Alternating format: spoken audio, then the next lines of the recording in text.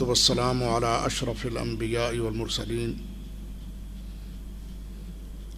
أما بعد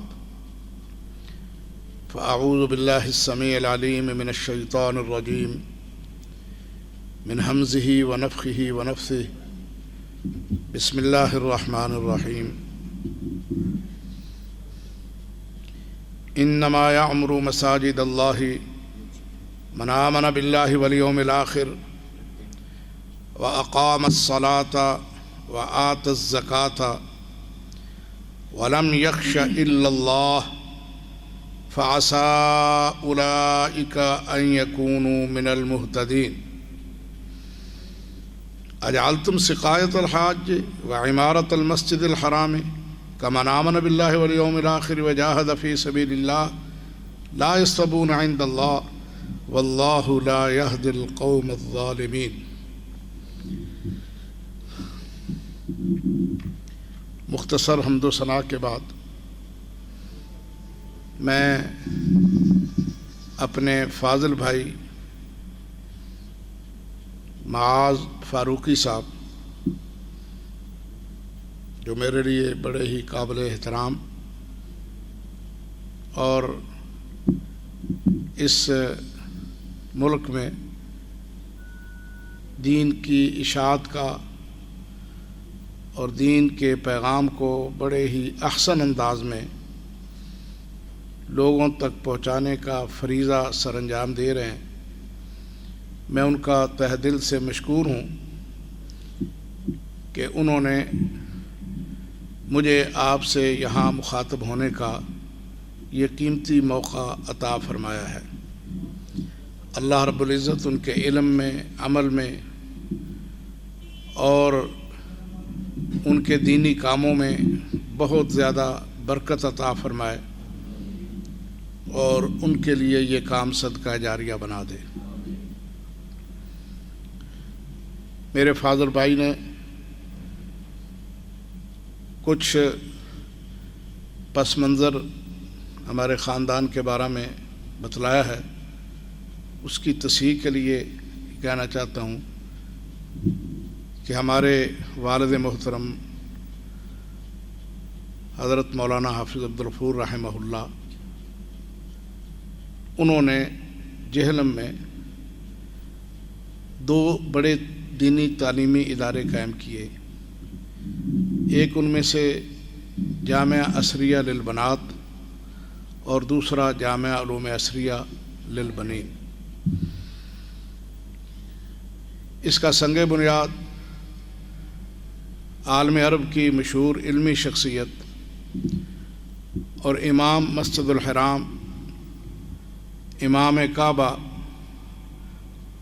فضیلت الشیخ المرحوم الشیخ محمد بن عبداللہ السبیل رحمہ اللہ نے اپنے مبارک ہاتھوں سے رکھی۔ شیخ مرحوم 2 دفعہ ہمارے جہلم تشریف لائے والد مرحوم کی دعوت پہ، تو میں یہ سمجھتا ہوں کہ شیخ مرحوم کی دعائیں اور دیگر بہت سے بڑے بڑے علماء شیوخ الحدیث کی دعاؤں سے، اللہ کے فضل سے دین کا یہ بڑا کام جو ہے اللہ نے ہمارے والد مرحوم سے لیا۔ پھر ان کے بعد، ان کی وفات کے بعد میرے بڑے بھائی علامہ محمد مدنی رحمہ اللہ، انہوں نے اس کام کو بڑے احسن انداز سے چلایا۔ 1402 میں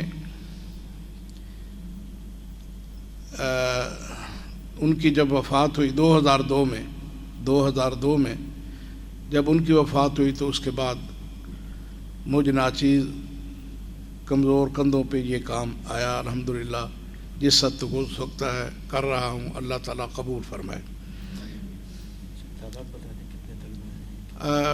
شیخ ذکر فرما رہے ہیں کہ آپ کچھ تھوڑا سا اس میں مزید اضافہ فرمائیں۔ الحمدللہ جامعہ علوم عصریہ میں، جامعہ اور اس کی شاخوں میں 1500 کے لگ بھگ بچے پڑھتے ہیں، جن میں شعبہ حفظ ہے، اس کے ساتھ ساتھ دینی شعبہ درس نظامی 8 سالہ کورس جو ہے ایک بچہ جب وہ مکمل تعلیم حاصل کر کے صحیح بخاری شریف پڑھ کر جب وہاں سے فارغ ہوتا ہے تو ایک بڑا عالم فاضل بن جاتا ہے. آگے وہ چاہے تو مدرس بن جائے، شیخ الحدیث بن جائے، مفتی بن جائے، یا مزید تعلیم کے لیے مدینہ یونیورسٹی یا کسی اور سعودیہ کی یونیورسٹی میں داخلہ حاصل کر لے، یا اب شارجہ میں جامعہ قاسمیہ میں بھی ہمارے لیے کوٹا مقرر کر دیا، یا وہاں وہ اپنی تعلیم جاری رکھے اور اس کے بعد مزید دین کا الحمدللہ ایک یہ ہے. سکول کا شعبہ ہے اور یہ ایسا سکول ہے انگلش میڈیم کہ جس میں بچوں کو نہ صرف سکول کی تعلیم دی جاتی ہے بلکہ اسے دین بھی پڑھایا جاتا ہے. قرآن پاک کے بعض پارے حفظ کرائے جاتے ہیں، بعض صورتیں ترجمے کے ساتھ پڑھائی جاتی ہیں.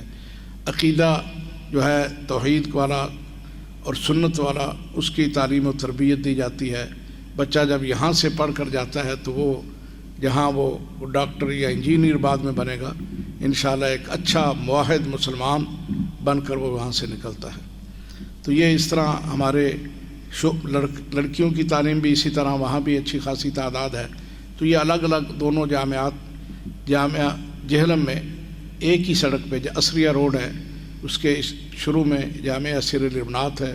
فرلانگ کے فاصلے پہ جائیں تو دوسرا جامعہ علوم عصریہ ہے جو 2.5 ایکڑ زمین رقبہ پہ بنا ہوا ہے اور تہہ خانے سمیت اوپر 3 منزلیں ہیں. اس کی بہت بڑی وہ بلڈنگ ہے جس میں یعنی تعلیم کے سارے شعبے، ہاسٹل بھی ہے، سب کچھ ہے، ڈسپنسری وغیرہ بھی سب کچھ الحمدللہ.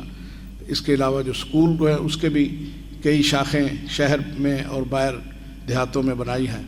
تو یہ سارا کام میں سمجھتا ہوں کہ یہ صرف اللہ کا فضل ہے اور بزرگوں کی، والد مرحوم کی اور ان کے ساتھ جتنے بڑے بڑے علماء تھے پاکستان کے بھی اور باہر سعودی عرب اور دیگر جگہوں سے، ان سب کی دعاؤں اور ان کے تعاون کے ساتھ الحمدللہ یہ کام بڑے پیمانے پہ جاری ہے. دعا فرمائے اللہ تعالیٰ ہمیں، مجھے اور میرے دوسرے ساتھیوں کو اس کام کو بہتر انداز میں چلانے کی توفیق عطا فرمائے.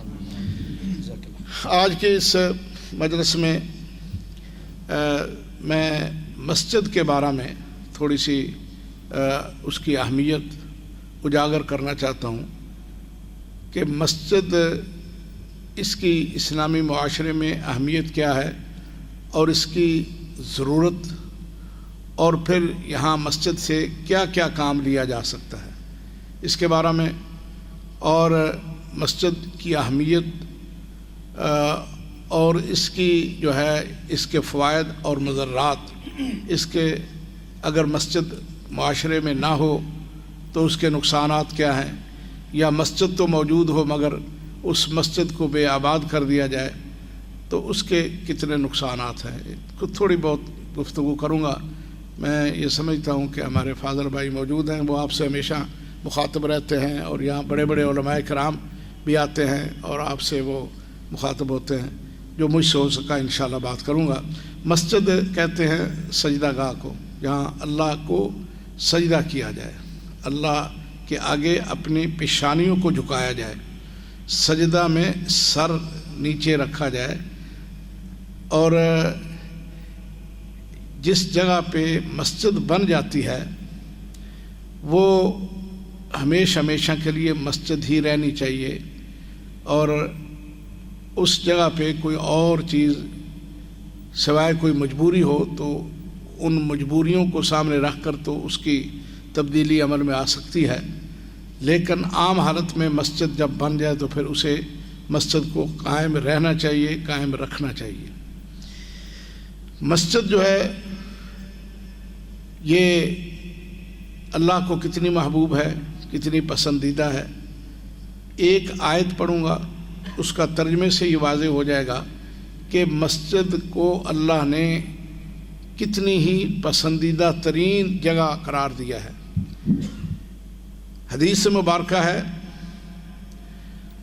اس حدیث میں اللہ کے رسول صلی اللہ علیہ وسلم نے فرمایا احب البلاد الی اللہ مسجدها یا مساجدها، او کما قال صلی اللہ علیہ وسلم،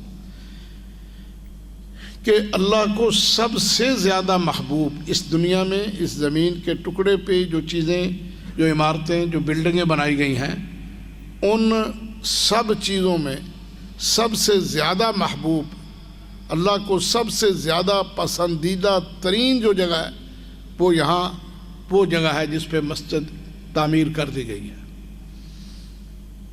اور بدترین جگہ کے بارے میں بھی بتلا دیا کہ جو اس کے بازار ہیں، جہاں کاروبار بھی ہوتا ہے، اور کاروبار میں ہر قسم کے جو ہے ہیر پھیر سے بھی کام لیا جاتا ہے۔ تو مسجد جو ہے یہ اللہ کا محبوب ترین مقام اور پسندیدہ ترین جگہ ہے۔ اور ایک آیت سے میں استدلال کرتا ہوں اس مسجد کی اہمیت کو اجاگر کرنے کے لیے کہ مسجد کے بارے میں اللہ رب العزت نے فرمایا وَأَنَّ الْمَسَاجِدَ لِلَّهِ فَلَا تَدْعُوا مَعَ اللَّهِ أَحَدًا، سورہ الجن کے دوسرے رکوع میں یہ الفاظ موجود ہیں کہ اللہ فرماتے ہیں کہ یقیناً یہ مسئلے میری ہیں، یعنی جس چیز کے بارے میں اللہ خود ارشاد فرمایا کہ وہ میری ہے، تو اس مسجد کی اہمیت کا آپ اندازہ لگا رہے ہیں کہ اللہ فرماتے ہیں کہ یہ میری ہے،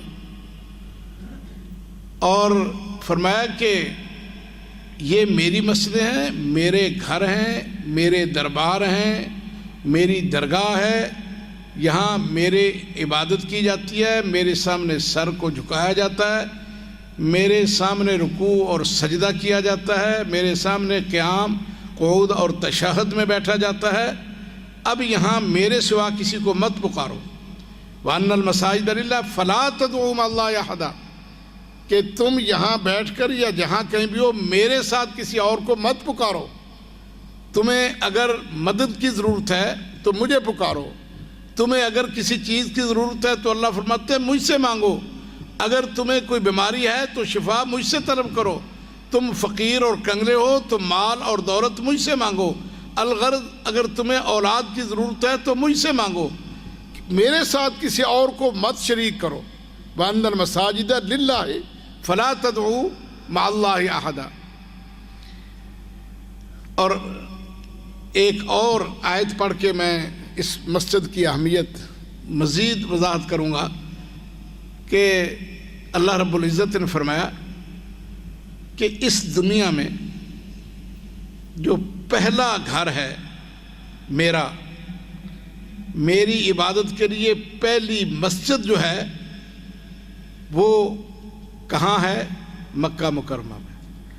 فرمایا ان اول بیت وضع للناس للذی ببکۃ مبارکا وہدی للعالمین فیہ آیات بینات مقام ابراہیم ومن دخلہ کان آمنا وللہ علی الناس حج البیت من استطاع الیہ سبیلا۔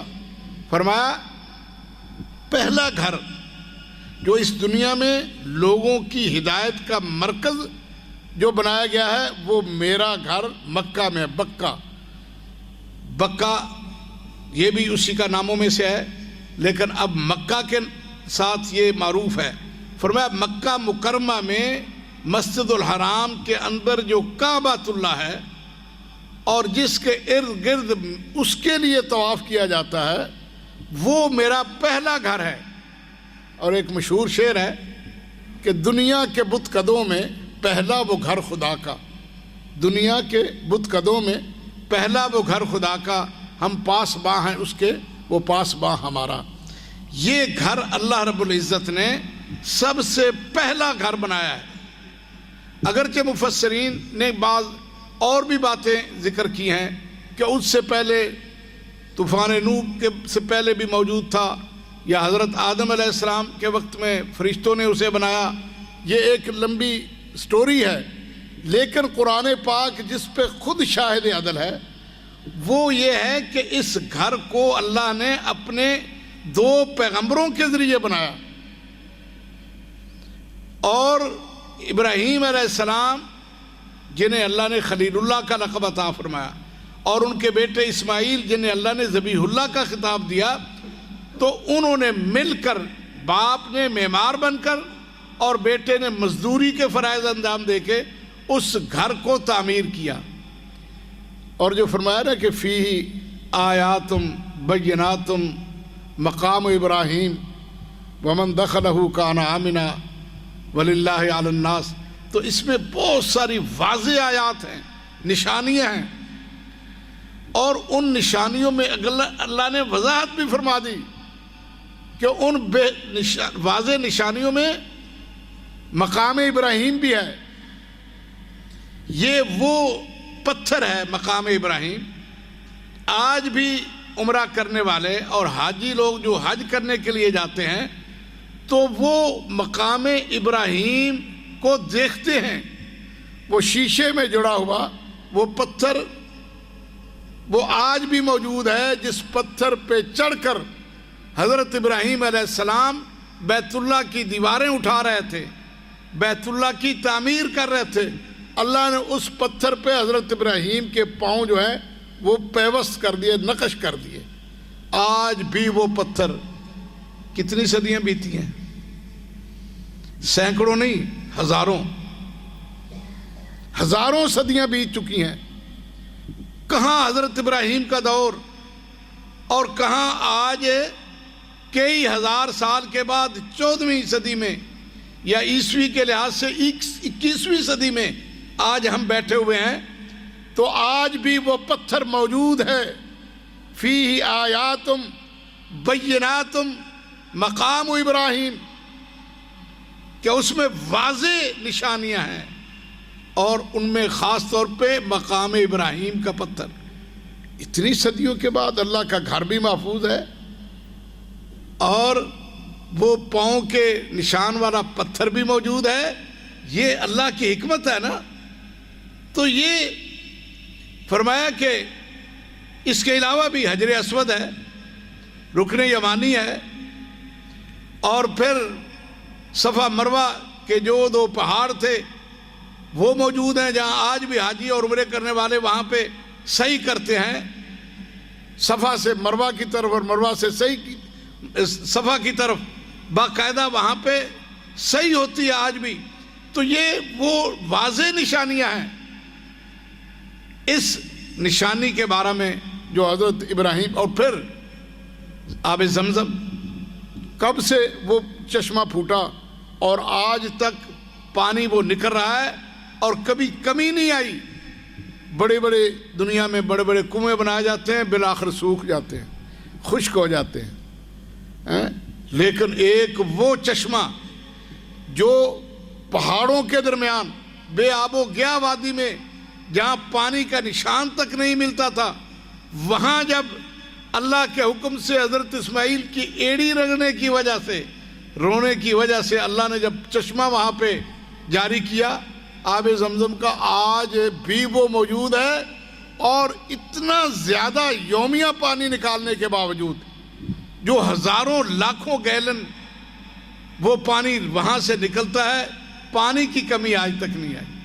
وہ پانی نہ صرف بیت اللہ میں داخل ہونے والے بلکہ وہاں سے اپنے گھروں میں لے جانے والے، پوری دنیا میں لے جانے والے، دنیا کے کونے کونے سے جو حاجی لوگ آتے ہیں وہ اپنے ساتھ کینوں کے کین بھر کر لے جاتے ہیں۔ کبھی پانی زمزم کی کمی آئی نہیں۔ یہ آیات بینات ہیں، واضح علامتیں ہیں۔ فرمایا کہ یہ میرا پہلا گھر ہے، یہ میں نے لوگوں کی ہدایت کا مرکز بنایا ہے، اور اس بیت اللہ کو جو اللہ نے بنایا اپنے 2 محبوب پیغمبروں کے ذریعے، اس کے بعد اعلان فرما دیا کہ اب اعلان کر دو کہ لوگ حج کے لیے ہیں، بغیر کسی جدید یا قدیم ٹیکنالوجی کے، نہ لاؤڈ سپیکر، نہ کوئی دھوتا کہ اس کے سامنے منہ رکھ کر وہ اعلان کرتے، صرف اللہ کے حکم سے۔ جب اللہ نے فرمایا کہ وَأَذِّن فِي النَّاسِ بِالْحَجِّ يَأْتُوكَ رِجَالًا وَعَلَىٰ كُلِّ ضَامِرٍ يَأْتِينَ مِنْ كُلِّ فَجٍّ عَمِيقٍ لِيَشْهَدُوا مَنَافِعَ لَهُمْ وَيَذْكُرُوا اسْمَ اللَّهِ۔ اللہ نے فرمایا کہ نبی اعلان کر دو، کوئی ریڈیو نہیں ہے، کوئی ٹی وی نہیں ہے، کوئی چینلز نہیں ہے، کوئی سیٹلائٹ کا نظام نہیں ہے، وہ اللہ کا اپنا نظام، ان سب نظاموں سے اعلیٰ برتر نظام کہ وہاں جب حضرت ابراہیم علیہ السلام نے وہ اعلان کیا نا تو حدیث میں آتا ہے کہ اس آواز کو اللہ نے عالم ارواح میں روحوں تک بھی پہنچا دیا۔ یہ جتنے بھی آپ ٹیکنالوجی کی قسمیں لے لیں آج جو ترقی کی ہے، کیا یہ عالم ارواح تک آواز پہنچا سکتی ہیں؟ یہ اللہ کی حکمت۔ تو کہنے کا مقصد یہ ہے کہ پہلی مسجد، اللہ کا پہلا گھر، وہ بیت اللہ مکہ مکرمہ میں مسجد الحرام اور کعبہ کی شکل میں حضرت ابراہیم اور حضرت اسماعیل علیہ السلام نے بنایا۔ اور یہ جو باقی مسجدیں پوری دنیا میں، مکہ میں، مدینہ منورہ میں، پورے سعودیہ میں، پورے خلیجی ممالک میں، افریقہ میں، بر اعظم ایشیا میں، بر اعظم دیگر جتنے بھی شرق و غرب، شمال و جنوب، پوری دنیا میں جہاں جہاں جتنی بھی جیسی بھی مسجدیں بنائی گئی ہیں ان سب کو اس مسجد کے ساتھ جوڑ دیا گیا ہے۔ مسجد کا جب نقشہ بنتا ہے یا اس کی بنیادیں کھودی جاتی ہیں، کیا ویسے ہی رکھ دی جاتی ہیں؟ پہلے ایک بات کی تعیین ہوتی ہے کہ قبلہ رخ کدھر ہے، پھر اس کا نقشہ بنتا ہے، پھر اس کی بنیادیں بنائی جاتی ہیں۔ یعنی نقشہ بنانے سے پہلے، بنیادیں کھودنے سے پہلے اسے بیت اللہ کے ساتھ جوڑ دیا جاتا ہے۔ یہ جتنے بھی گھر ہیں، اس گھر سمیت، اللہ کے اس گھر سمیت، یہ مسجد الحرام کے ساتھ ان کا تعلق جڑا ہوا ہے کہ جب بھی انسان اللہ کے حضور جھکتا ہے، اس پیشانی کو جھکاتا ہے تو مسجد الحرام کی طرف، بیت اللہ کی طرف، کعبۃ اللہ کی طرف۔ تو یہ ساری مسجدیں یہ سمجھ لیں کہ بیت اللہ کی بیٹیاں ہیں۔ تو جس طرح اس گھر کا احترام ہے، جس طرح اس گھر کا ایک مقام ہے، ان تمام مسجدوں کے بھی وہ احکامات وہی ہیں سوائے چند ایک احکام کے۔ احترام اسی طرح جس طرح اس کا تقدس اور ان کی عزت اسی طرح جس طرح مسجد الحرام کی۔ ہر وہ کام جو بیت اللہ میں ناجائز وہ پوری دنیا میں بنائی گئی مسجدوں میں ناجائز۔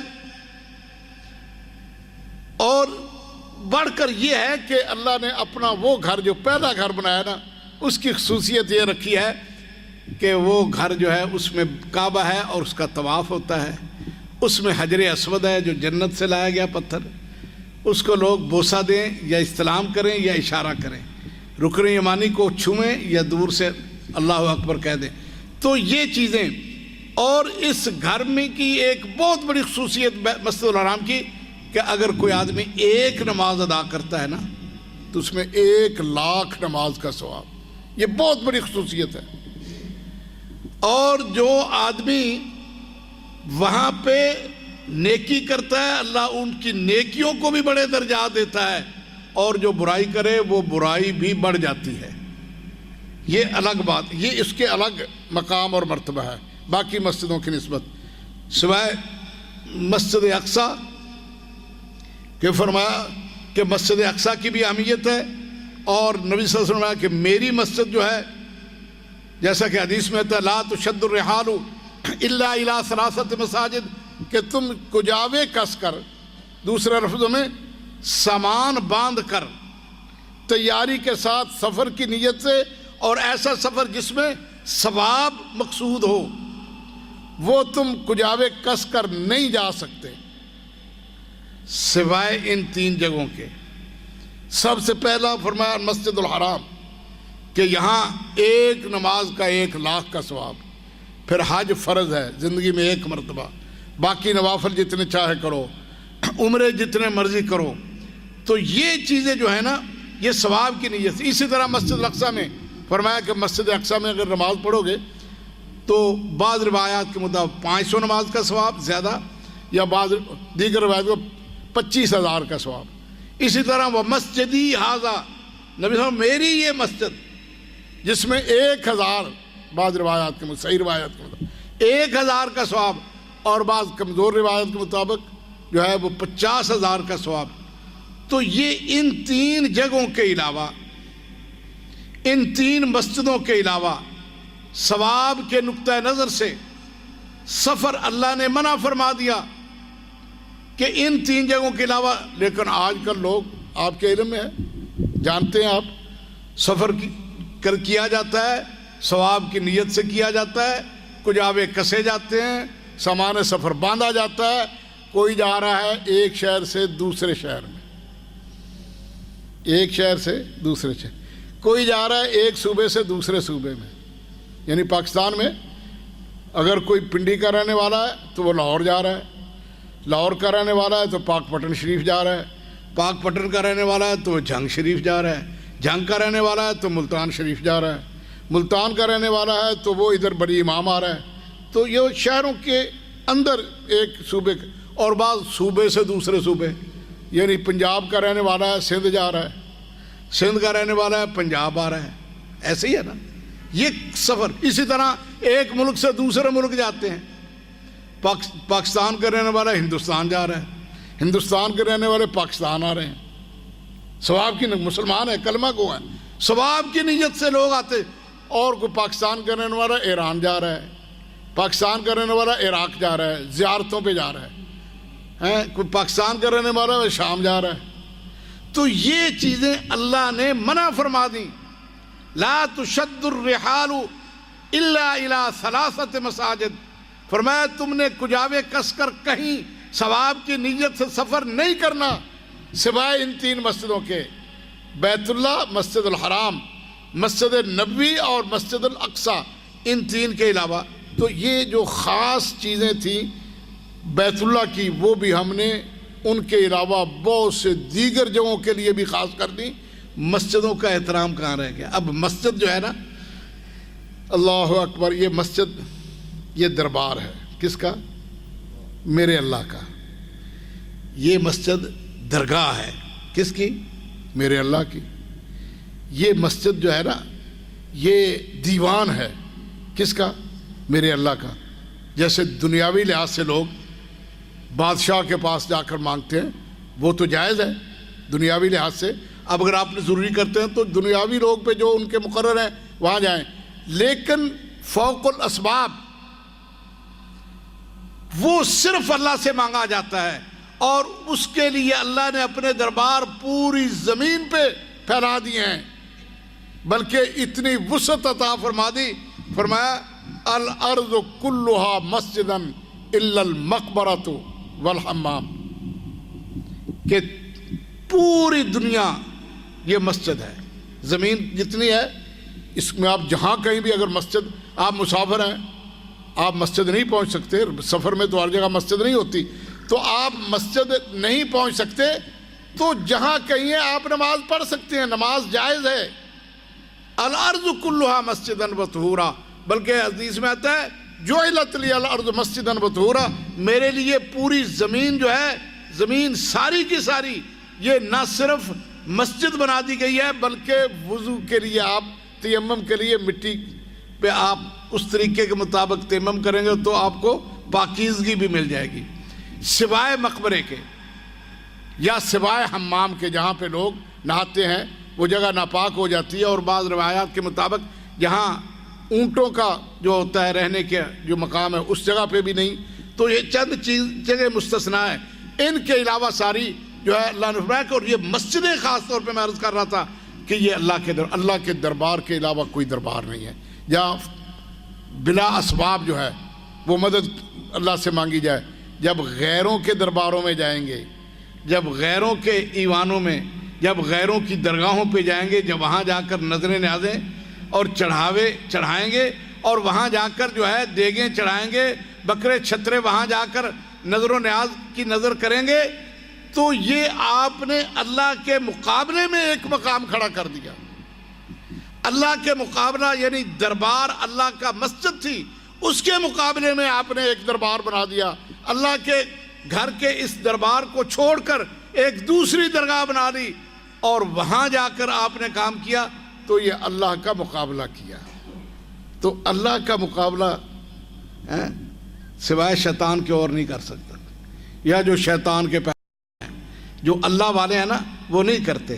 ابھی آیت جو میں نے آپ کے سامنے پڑھی تھی وہ یہ تھا کہ انما یامر مساجد اللہ من آمن باللہ والیوم الآخر، کہ یہ مسجدیں جو ہے نا اللہ کی، یہ اللہ کے گھر جو ہیں یہ مسجدیں صرف وہ لوگ بناتے ہیں من آمن باللہ والیوم الآخر، جو اللہ پہ اور یوم آخرت پہ جن کا ایمان ہے، صرف وہ لوگ مسجدیں بناتے ہیں۔ البتہ یہ مسجد کے ادھر دربار اس نے دوسرا بنایا قبر کے اوپر اور ساتھ مسجد بنا دی، یہ تو ویسے ہی ناجائز ہے، حرام ہے۔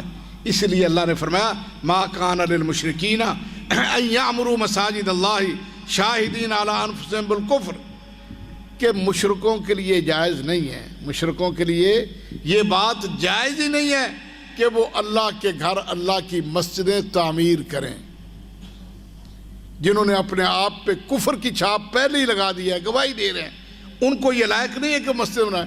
جیسا کہ نبی صلی اللہ علیہ وسلم کی بعثت سے پہلے مسجد الحرام جو تھی، کعبۃ اللہ، اللہ کا گھر جو تھا، اس میں اس دور کے مشرکوں نے اس گھر کو بھی شرک کا اڈا بنا دیا، 360 بت اس میں رکھ دیے۔ وہ تو جب فتح مکہ ہوا، اللہ کے رسول فوجوں کے ساتھ آئے تو ان بتوں کو توڑا اور ان بتوں سے بیت اللہ کو پاک کیا۔ تو یہ وہاں پہ بت مشرکوں نے نصب کیے، اتارے کس نے؟ پیارے محبوب حضرت محمد الرسول اللہ صلی اللہ علیہ وسلم نے۔ تو ان مسجدوں کو صرف اللہ کی عبادت کے لیے اور ان مسجدوں کو صرف اللہ کی کبریائی بلند کرنے کے لیے، ان مسجدوں کو اللہ کی وحدانیت بیان کرنے کے لیے ہونا چاہیے۔ یہاں پہ کسی قسم کا شرک اور بدعت جو ہے وہ ناجائز ہے اور حرام ہے، اس لیے کہ اللہ نے فرما دیا ہے، جیسے کہ پہلے میں نے آیت پڑھی وَأَنَّ الْمَسَاجِدَ لِلَّهِ فَلَا تَدْعُوا مَعَ اللَّهِ أَحَدًا، کہ یہ مسجدیں میری ہیں، اللہ نے فرما دیا یہ مسجدیں میری ہیں، تم ان میری مسجدوں میں غیر اللہ کو مت پکارو، یہاں صرف مجھ سے مانگو، یہاں صرف میرے سامنے اپنے سروں کو جھکاؤ۔ یہ پیشانی اللہ نے فرمایا کہ میں نے اپنے سامنے جھکانے کے لیے بنائی ہے، یہ میرے علاوہ پیشانی کہیں جھکنی نہیں چاہیے۔ یہ جھوری جو تمہاری اٹھے تو صرف میرے دربار میں اٹھے، یہ ہاتھ دونوں اٹھے مانگنے کے لیے تو مجھ سے مانگنے کے لیے اٹھیں، کسی اور سے مت مانگے۔ تو یہ تو مسجد کا مقام ہے، مرتبہ ہے۔ اب ان مسجدوں میں ہم نے کیا کرنا ہے؟ مسجد چند آداب بتاتا ہوں، ان میں سے ایک تو یہ کہ بدبو والی چیز کھا کر مسجد میں آنے سے اللہ کے رسول نے منع فرما دیا۔ متفقن علیہ روایت ہے، حضرت جابر رضی اللہ تعالیٰ عنہ اس کے راوی ہیں، اس کی صحت کے بارے میں تو کوئی شک نہیں ہے نا، متفقن علیہ روایت ہے۔ نبی صلی اللہ علیہ وسلم کا ارشاد گرامی ہے من اکل من هذه الشجرة المنتتة فلا يقربن مسجدنا، واضح حدیث ہے۔ نبی فرمایا کہ جو آدمی اس بدبودار سبزی کو، اس بدبو آنے والی سبزی کو کھا لے، وہ ہماری مسجدوں کے قریب بھی نہ پھٹکے۔ کون سی ہے جانتے ہیں آپ؟ کیا؟ پیاز اور لہسن، یہ حلال ہیں، کوئی شک ہے اس کی حلت میں؟ حلال ہے، کھا سکتے ہیں، کھا سکتے ہیں، کوئی ایسا منع نہیں ہے، حرام نہیں ہے، مگر کچا کھا کر مسجد میں آپ نہیں آ سکتے۔ کیوں؟ پکا کر کھائیں گے تو ان کی بو ختم ہو جاتی ہے، وہ جائز ہے، سالن میں پکا ہوا ہو کھائیں، مسجد میں آئیں، کوئی مسئلہ نہیں ہے۔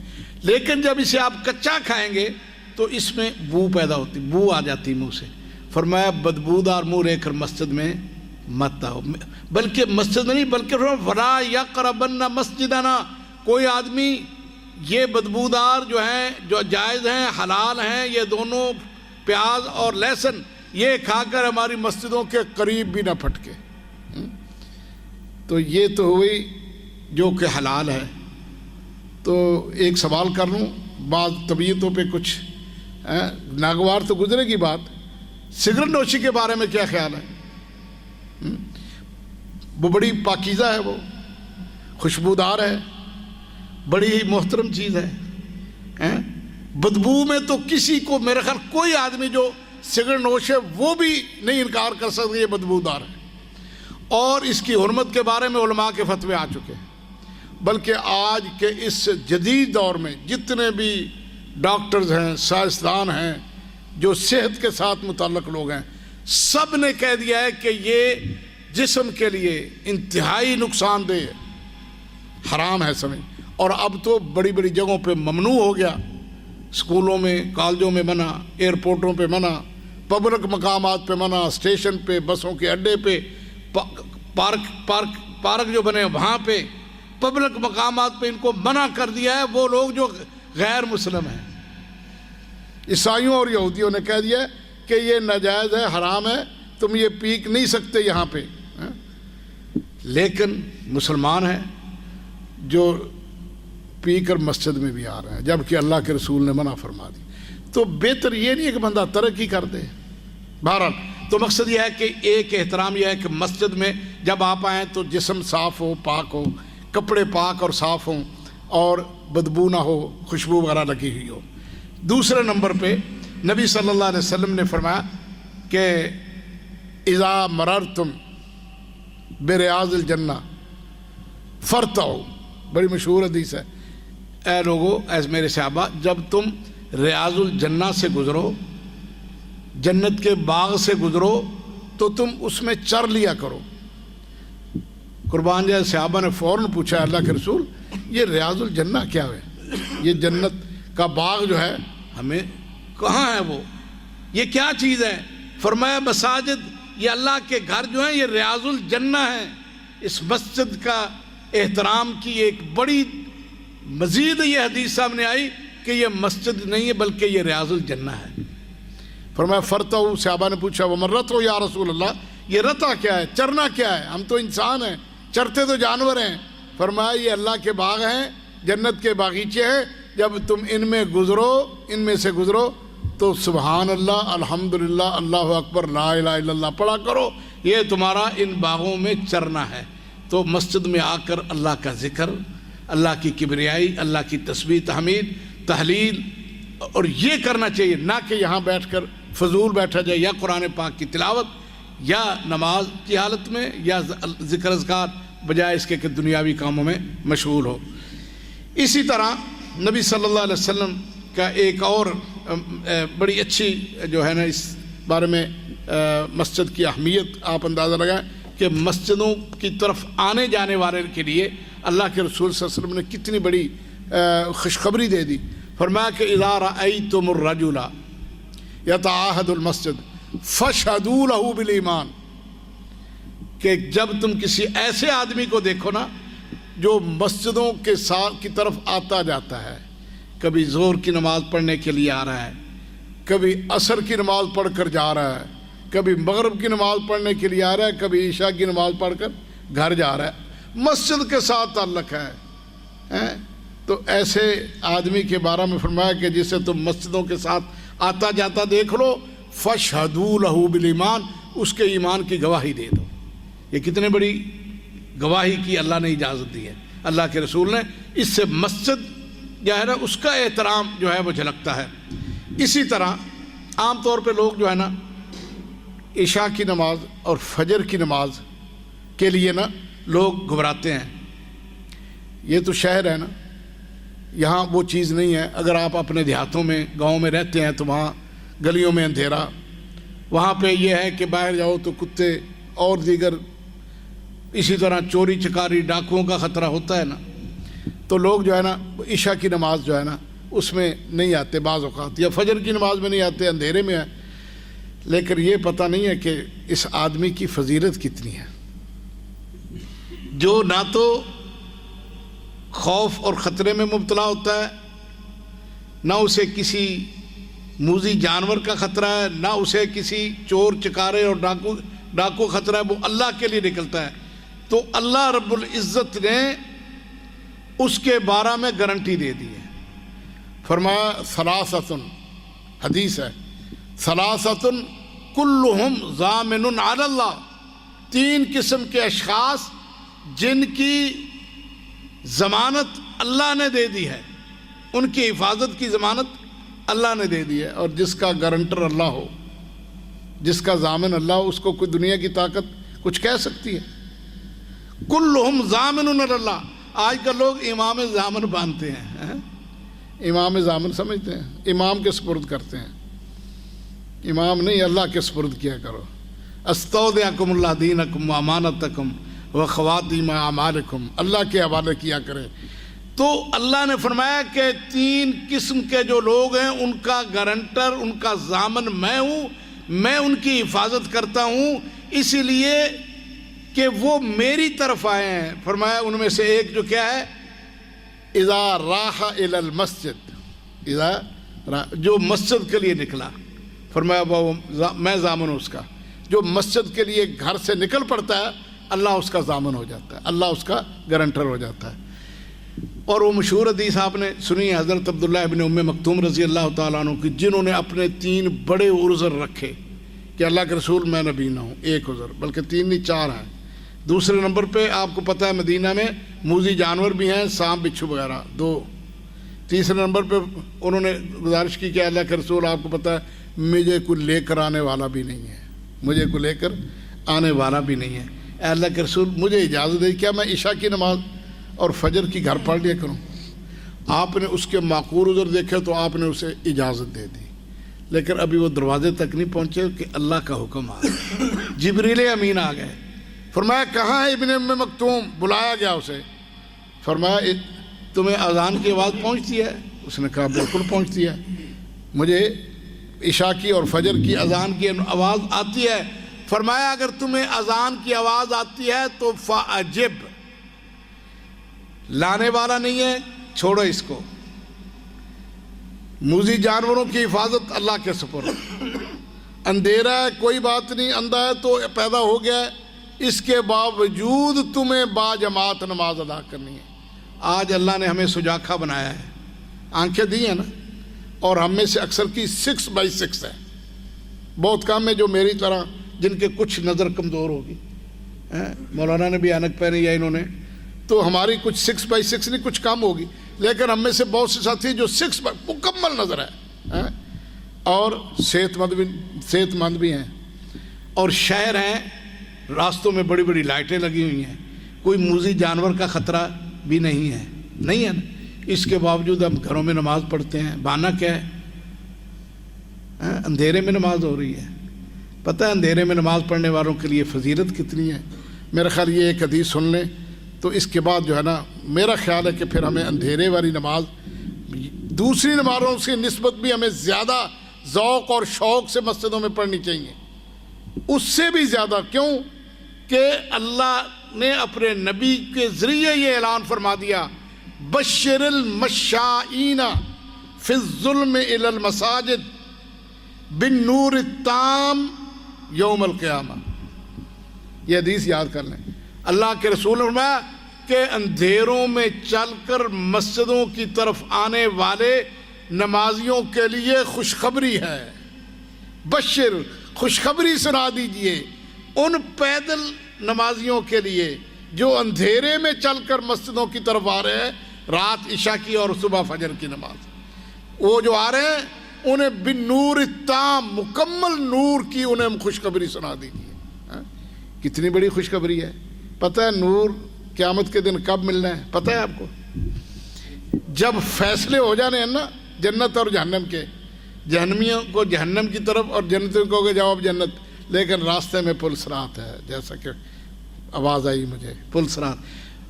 تو یہ بڑی اندھیرے کی جگہ ہے، وہاں نور کی ضرورت ہے. اللہ رب العزت نے خود ارشاد فرمایا ہے، سورہ الحدید ہے، یوم تری المؤمنین والمؤمنات یسعی نورہم بین ایدیہم وبایمانہم بشراکم الیوم جنات تجری من تحتہا الانہار خالدین فیہا ذالک هو الفوز العظیم. اللہ رب العزت نے فرمایا کہ اس دن، قیامت کے دن، تو دیکھے گا مومنوں کو، اپنی آنکھوں سے دیکھو گے، تم اپنی آنکھوں سے دیکھو گے مومن مردوں اور مومن عورتوں کو، مومن مردوں کو بھی. اور یہاں اکثر جگہ پہ وضاحت نہیں ہوتی، صرف مومن کہہ دیا تو مومنہ عورتیں بھی اس کے تابع ہوتی ہیں. لیکن یہاں اللہ نے جب نمازیوں کا ذکر کیا اور انہیں نور تام کی، مکمل نور کی خوشخبری سنائی، تو مومن عورتوں کا بھی تذکرہ کیا الگ وضاحت میں. یوم تری المؤمنین والمؤمنات، وہ دن آپ خود دیکھیں گے، تم خود دیکھو گے مومن مردوں کو بھی اور مومنہ عورتوں کو بھی یسعی نورہم بین ایدیہم و بایمانہم کہ ان کے آگے اور ان کے دائیں نور بھاگ رہا ہوگا. یہ نور تیزی سے چل رہا ہوگا. کبھی آپ نے دیکھا ہے گاڑی میں بیٹھے ہوں رات کا وقت ہو اندھیرا آگے لائٹیں لگی ہوتی ہیں نا, گاڑی جتنی مرضی تیز جائے وہ لائٹ اور آگے بڑھتی جاتی ہے ایسے جیسے کہ وہ آگے دوڑ دوڑ کر وہ راستہ بتلا رہی ہے. یہ نور اسی طرح مومنوں کے آگے, وہ مومن بھی تیزی کے ساتھ جا رہے ہوں گے اور وہ مومن کے آگے ان کی تیزی سے زیادہ تیزی سے وہ آگے بڑھ رہا ہوا کہ ان کے دائیں جانب بھی اور ان کے آگے بھی بالنور التام. اور ایسے میں کیا ہوگا, اور ساتھ ہی انہیں یہ کہا جائے گا بشراکم الیوم کہ تمہارے لیے خوشخبری آج کے دن باغات کی, وہ باغات جن کے نیچے نہریں بہ رہی ہیں, جن کے نیچے نہریں بہ رہی ہیں اور ہمیشہ فرمایا کامیابی ہی اصل یہی ہے, یہی اصل کامیابی. اور ساتھ ہی ان کا بھی ذکر ہو جائے نا جنہیں آج اندھیروں سے ڈر لگتا ہے, نماز کے لیے ویسے نہیں, نماز کی طرف آنے کے لیے اندھیروں سے ڈر لگتا ہے, یا انہیں رات کی عشاء جو ہے نا, عشاء کی نماز مشکل لگتی ہے, فجر کی نماز, سونا جو لیٹ ہے اٹھنا بھی لیٹ ہے. تو فرمایا کہ یہ جو منافق ہے نا ان پہ رات عشاء کی اور صبح فجر کی نماز بھاری ہوتی ہے. رات دیر تک گپیں لگانا اور صبح دیر سے اٹھنا یہ بڑی بوجھل ہوتی ہے ان کے لیے. تو یہ جن لوگوں کے لیے بوجھل ہے نا ان کا آگے ذکر اللہ نے وضاحت سے فرمایا. یوم یقول المنافقون والمنافقات, اسی سیغے میں اسی انداز میں اگلی آیت بھی فرما دی کہ اس دن آپ یہ بھی دیکھیں گے کہ منافق مرد اور منافق عورتیں, یہاں بھی اسی طرح جس طرح وہاں مومن مردوں کا تذکرہ ہوا ساتھ مومنہ عورتوں کا, یہاں بھی منافق مردوں کے ساتھ ساتھ منافق عورتوں کا بھی نام لے کر تذکرہ فرمایا کہ وہ اس دن کہیں گے, منافق مرد بھی اور منافق عورتیں بھی کیا کہیں گے, للذین آمنوا, جو مومن ہوں گے نا جن کو اللہ نے نور تام دیا ہوگا ان کو کہیں گے انظرونا, تم تیز نہ تھوڑا سا انتظار کر لو, ہمیں بھی ساتھ لے چلو, ہمیں بھی ساتھ لے چلو. کیوں؟ نقتبس من نورکم, ہم بھی تمہارے نور سے کچھ حاصل کر لیں. دنیا میں بھی ایسے ہوتا ہے, کیسے امتحان میں جس نے محنت نہیں نہ کی ہوتی, سبق یاد نہیں کیے ہوتے, کچھ نہیں ہوتا نا, جب سال بعد امتحان ہوتا ہے تو آگے کوئی بندہ ایسا لڑکا بیٹھا ہو جو اچھا جاننے والا ہو, محنتی, پھر اس کو آہستہ آہستہ کہتا ہے یار تھوڑی جی نقل مینوں بھی لوا دے, یار تھوڑا جا پرچہ میرے اگے بھی کر دے. اگر وہ شریف لڑکا ہے تو نہیں کرے گا, نہیں کرے گا. وہ کہتا ہے جی تو تے پھسیے دے نال مینوں بھی پھسائے گا, تو تے ڈبے تے مینوں بھی نال ڈوبے گا, اگر وہ ایگزامینر آ گئے تو مجھے بھی پکڑ لے گا, نہیں دکھائے گا نا. تو وہاں تو چلو یہاں تھوڑا بہت چل جاتا ہے لیکن وہاں نہیں چلے گا, وہاں یہ نقل نہیں چلے گی, بوٹی نہیں چلے گی, نقل نہیں ہے وہاں پہ. ان کے نور سے وہ منافق مرد اور منافق عورتیں فائدہ نہیں اٹھا سکیں گی. شروع میں جب وہ چلیں گے نا تو اللہ نے جو انہیں نور دیا ہوا نا, جیسے دنیا میں وہ ظاہر سے کلمہ پڑھتے رہے, ظاہری نمازیں پڑھتے رہے لیکن اندر سے کچھ نہیں تھا, وہاں عارضی طور پہ انہیں روشنی تھوڑی بہت یا ان کی روشنی میں تھوڑا سا چلیں گے, لیکن یہ تیزی سے آگے نکل جائیں گے, وہ پیچھے رہ جائیں گے, یہ پیچھے سے کہتے ہی رہ جائیں گے انظرونا, ٹھہر جاؤ تھوڑا سا انتظار کرو, ہمیں بھی ساتھ لے لو. نقتبس من نورکم, ہم بھی تمہارے نور کی تھوڑی سی روشنی حاصل کر کے آگے چل سکیں. تو کیا جواب آئے گا؟ قیل ارجعوا وراءکم فالتمسوا نورا, کہا جائے گا کہ لوٹ جاؤ تم واپس, ارجعوا وراءکم, پیچھے لوٹ جاؤ, اپنے پیچھے چلے جاؤ, فالتمسوا نورا, تم وہاں سے نور تلاش کرو جہاں سے ہم لے کر آئے تھے. یہ نور کہاں سے ملے گا؟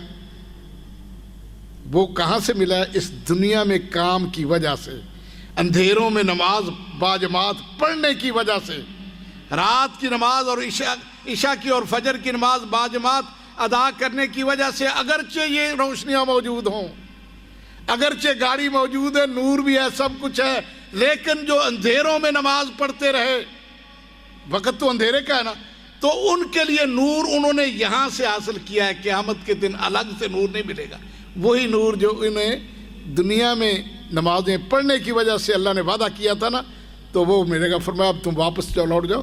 تو کیا مطلب ہے کہ پیچھے جا کر مل جائے گا؟ نہیں, دنیا میں جاؤ واپس, وہاں سے لے کر. کیا دنیا میں واپس کوئی آ سکتا ہے؟ قیامت کے دن کو واپس آئے گا؟ نہیں، واپسی کے دروازے بند، کوئی مرنے والا واپس نہیں آ سکتا، قیامت کے بعد دوسری قیامت نہیں ہے، فیصلہ ہو گیا نور نہیں ہے تو نہیں ہے، لیکن یہ انہیں کہا جائے کہ جاؤ واپس جا کر نور لے کر آؤ، پھر کیا ہوگا؟ اتنے میں وہ اللہ تعالیٰ ایک دیوار فصیل بڑی کھڑی کر دیں گے، جس کے ایک طرف اللہ کی رحمت یہ مومن مرد ہوں گے اور دوسری طرف وہ منافق عذاب میں ہو جائیں گے، اور اس کے ساتھ ساتھ وہ آوازیں بھی دیں گے۔ اللہ نے پورا نقشہ کھینچا ہے، ینادونہم الم نکم معکم، یہ منافق انہیں آوازیں دیں گے، آخر میں زور زور سے آوازیں دیں گے، الم نکم معکم، لوگو مومنو کہ ہم تمہارے ساتھ دنیا میں نہیں تھے، میرا گھر تمہارے گھر کے ساتھ نہیں تھا، ہم تمہارے محلے میں نہیں رہتے تھے، کیا ہمارا شہر اور دیہات ایک نہیں تھے؟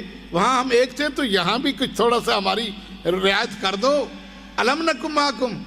وہ انکار نہیں کہیں گے، کارو وہ کہیں گے کہ ٹھیک ہے تمہاری بات ٹھیک ہے کہ تم میرے پڑوسی بھی تھے، میرے عزیز رشتہ دار بھی تھے، میرے ساتھی بھی تھے، دوست بھی تھے دنیاوی لحاظ سے، لیکن وَلَكِنَّكُمْ فَتَنْتُمْ أَنفُسَكُمْ، لیکن تم نے اپنے نفسوں کو فتنوں میں ڈال لیا، دنیاوی فتنوں میں، آزمائشوں میں، وَتَرَبَّصْتُمْ وَارْتَبْتُمْ وَغَرَّتْكُمُ الْأَمَانِيُّ حَتَّىٰ جَاءَ أَمْرُ اللَّهِ وَغَرَّكُمْ بِاللَّهِ الْغُرُورُ، تم شک میں پڑتے رہے، پتہ نہیں مرنے کے بعد اٹھنا ہے کہ نہیں، حساب ہونا ہے کہ بھی نہیں، چلو ہوگا تو ہم نبڑ لیں گے، پھر ہمارے بڑے بڑے پیر فقیر ہیں وہ ہمیں بچا لیں گے، جیسے وہ کہتے ہیں نا کہ تم ہمیں ہماری جیبیں تم گرم کر دو، قیامت کے دن ہم تم کو بچا لیں گے۔ کہاں جائیں گے وہ؟ کدھر گئے؟ کچھ بھی نہیں ہے۔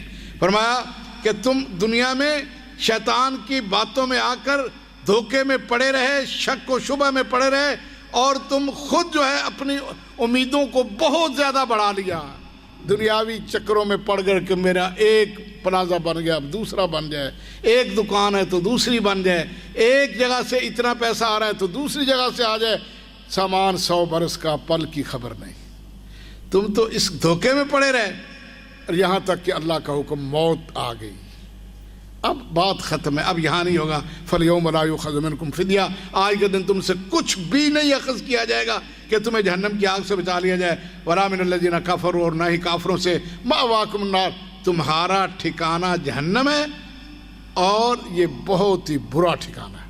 تو یہ نور جو ہے نا یہ اس دنیا میں، آخری ایک حدیث، ایک فضیلت بیان کر کے اجازت چاہوں گا کہ اللہ رب العزت نے ان مسجدوں کا کتنا مقام رکھا ہے، کتنا مرتبہ رکھا ہے، اور اس کے بدلے میں اللہ نے ہمارے لیے کیا کیا جو نعمتیں قیامت کے دن رکھی ہیں۔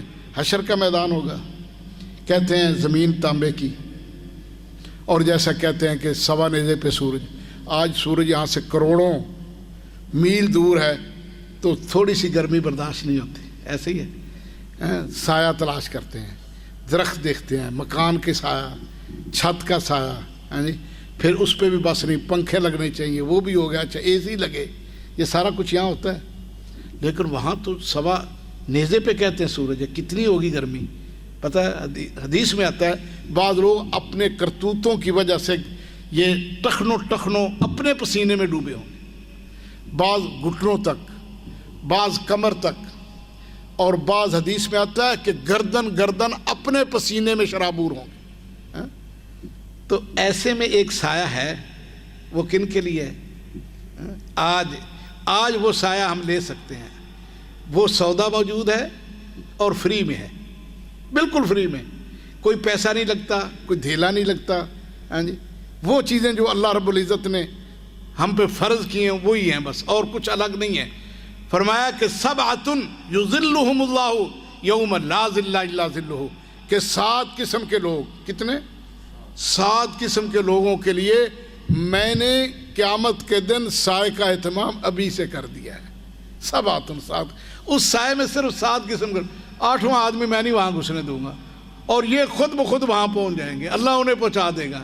اور یہ سایہ، دیوار کے سایہ کی کیا اہمیت ہے، مکان کے سایہ کی کیا اہمیت ہے، اگر اے سی بھی لگ جائے تو کیا ہے، اللہ کا سایہ، عرش کا سایہ، نامعلوم وہ کتنا ٹھنڈا، کتنا پیارا اور کتنا خوبصورت ہوگا وہ سایہ۔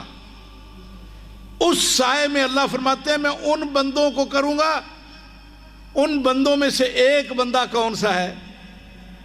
فرمایا رجل قلبہ معلق بالمسجد، رجل قلبہ معلق بالمساجد او بالمسجد او کما قال صلی اللہ علیہ وسلم، وہ آدمی جس کا دل مسجد کے ساتھ بند گیا ہے، معلق ہو گیا، معلق جوڑ دیا گیا، جیسے زنجیر جڑی ہوتی ہے، ٹوٹنے نہیں پاتی، اتنا مضبوط ہے۔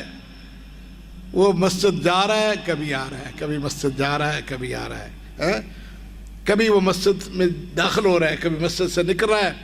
تو وہ آدمی جو مسجدوں میں نماز باجماعت کا وہ اہتمام کرنے والا، فرمایا قیامت کے دن اس کو عرش کا سایہ نصیب۔ کیا ہم میں سے کتنے لوگ ہیں، میں اپنے آپ کو کہتا ہوں، میں اپنے آپ کو وصیت کرتا ہوں، اللہ مجھے بھی ان لوگوں میں سے کر دے جن کا دل مسجد کے ساتھ جڑا ہوا ہو، جن کا دل مسجد کے ساتھ معلق ہو۔ آج وہ سایہ آسانی سے ہم اس کا انتظام کر سکتے۔ آج وہ کہتے ہیں پیش کی بکنگ جاری ہے، پیش کی بکنگ ہے، آج کروا لیں پھر سایہ حاصل کر لیں۔ تو دعا ہے کہ اللہ تعالی ہمیں ان 7 قسموں میں سے کسی ایک جو بالکل آسان ہے، یہ نماز تو فرض باجماعت ہے ہی ہے، پڑھنی ہے، تو کیوں نہ بندہ اتنا مسجد کے ساتھ آ جائے کہ مسجد میں آئے تو ایسے لگے جیسے مچھلی جو ہے نا وہ باہر پڑی تھی پانی کے باہر، اسے پانی کے اندر سمندر میں پھینک دیا، کتنی وہ سکون والی ہو جاتی ہے۔ اللہ ہمیں ان لوگوں میں سے نہ کرے جو لوگ مسجد میں آ کر ایسے لگتا ہے جیسے پانی سے باہر مچھلی آ گئی، منافقوں میں سے نہ کرے۔ اللہ ہمیں مومنوں والا ایمان دے اور مسجد میں آ کر ہمیں سکون ملے۔ اللہ تعالیٰ مجھے بھی اور آپ سب کو مسجدوں کے خدمت کرنے، مسجدوں کا احترام کرنے، مسجدوں کی صفائی اور ستھرائی کرنے، مسجدوں کا خادم اور نوکر بنائے۔ اللہ تعالیٰ مسجدوں کا خاک روب اللہ تعالیٰ ہمیں بنائے، مسجدوں میں نماز پڑھ کر اس کو آباد کرنے والا بنائے۔ دعا ہے کہ اللہ رب العزت ہم سب کو، ہماری آل اولاد کو، ہمارے رشتہ داروں کو مسجدوں کا خادم بنا لے۔ وآخر دعوانا الحمدللہ رب العالمین۔